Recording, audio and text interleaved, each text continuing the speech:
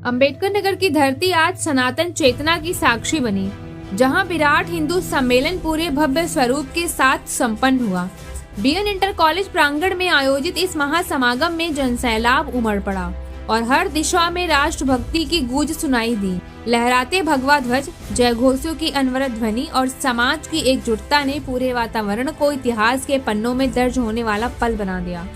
इस विराट आयोजन में पूर्वी उत्तर प्रदेश क्षेत्र के क्षेत्र प्रचारक अनिल जी की गरिमामयी उपस्थिति रही।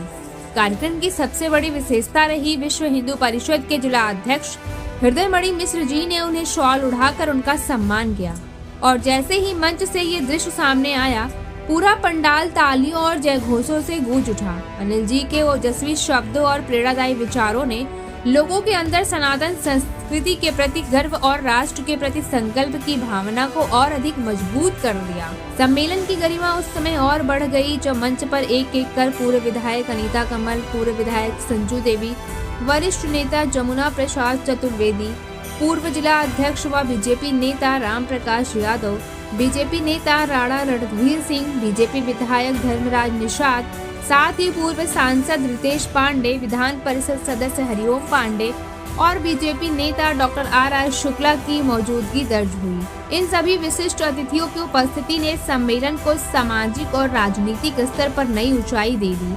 महिलाओं की सक्रिय भागीदारी, युवाओं का उत्साह और बुजुर्गों का आशीर्वाद, तीनों पीढ़ियों की एकजुटता इस बात का प्रमाण थी कि सनातन चेतना आज किसी एक वर्ग तक सीमित नहीं, बल्कि पूरे समाज की आवाज बन चुकी है।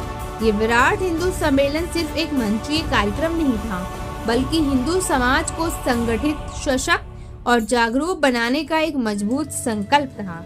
एक ऐसा संकल्प जिसने अंबेडकर नगर को सनातन जागरण के केंद्र के रूप में पूरे पूर्वांचल के नक्शे पर उभार कर रख दिया।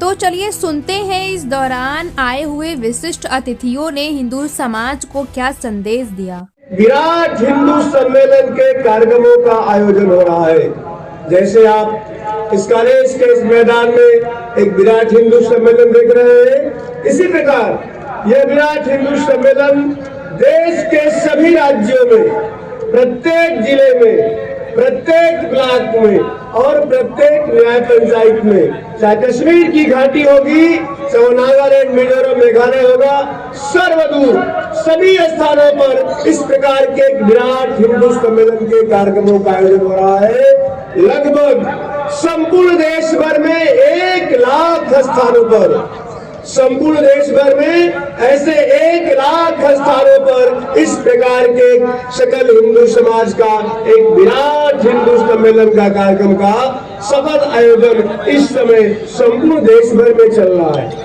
प्रसंग क्या है? यह प्रसंग इसलिए है, हम सबको मालूम है, यह देश 1000 वर्षों तक विधर्मियों के साथ संघर्ष करता रहा। तलवार लेकर के इस देश पर आक्रमण करने के लिए मुगल सल्तनत आई थी। जिस समय मुगलिया सल्तनत का सूर्य अस्त नहीं हो रहा था, उस समय इस धरती पर एक दिव्य पुरुष की, एक दिव्य विभूति का अवतरण होता है, जिनका नाम है गुरु तेग बहादुर। ऐसे गुरु तेग बहादुर के बलिदान के 350वां वर्ष, ऐसे गुरु तेग बहादुर के शहादत के एक शहीदी दिवस के तौर पर संपूर्ण देश भर में यह गुरु तेग बहादुर का बलिदान दिवस मनाया जा रहा है। ये केवल एक समाज विशेष के लिए नहीं, गुरु तेग बहादुर का बलिदान इस सनातन धर्म के रक्षा के लिए हुआ था, इस हिंदू धर्म के रक्षा के लिए हुआ था। इस नाते ऐसे दिव्य विभूति के इस बलिदान दिवस का यह वर्ष है, यह एक विशेष वर्ष हमारा है, जिन्होंने इस सकल समाज के रक्षा के लिए अपने शीश को कटाए। ऐसे गुरु तेग बहादुर को ये समाज को याद करना चाहिए। हम में से जितने भी लोग शिक्षण संस्थाओं से जुड़े हुए हैं, मैं आप सबसे विनती करता हूँ, मैं आप सबसे निवेदन करता हूँ कि इस वर्ष में प्रत्येक स्थानों पर सामाजिक संगठनों के द्वारा कॉलेज, स्कूलों में गुरु तेग बहादुर के बलिदान की कहानी को जन जन तक पहुँचाने के काम आप सबको करना चाहिए। सावरकर के बलिदान को किस तरह से उनके चरित्र की कांग्रेसियों ने हत्या की है, क्या यही ऐसे आप हिंदू राष्ट्र की स्थापना कर सकते हैं? जब तक संविधान में सारी धाराएं हैं, आज आप मान लीजिए जनसंख्या विधेयक कानून भी लाते हैं, तो एक तरफ शरीयत कानून है और एक तरफ संविधान है। आपके लिए संविधान कैसे हो सकता है?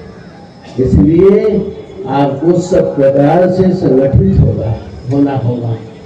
और याद रखो, आपके जो भाई हैं जिन्हें आप उपेक्षित कहते हैं, अपने भाइयों को अपने से दूर न जाने दें। संकल्प लेकर के तैयार हो। राष्ट्र की संरक्षा हमें करना है, राष्ट्र को संगठित बनाना है, राष्ट्र को अखंड बनाना है, हिंदू राष्ट्र की स्थापना करना है, राम राज्य की स्थापना करना है। हमारे क्षेत्र प्रचारक जी और मनीषी मूर्धन्य यहाँ उपस्थित हुए हैं, जिनका सानिध्य प्राप्त हुआ है। हम कोटश तहे दिल से उनका प्रणम्य करते हैं। आज शताब्दी वर्ष में प्रवेश कर चुका है यह हिंदुस्तान हमारा है।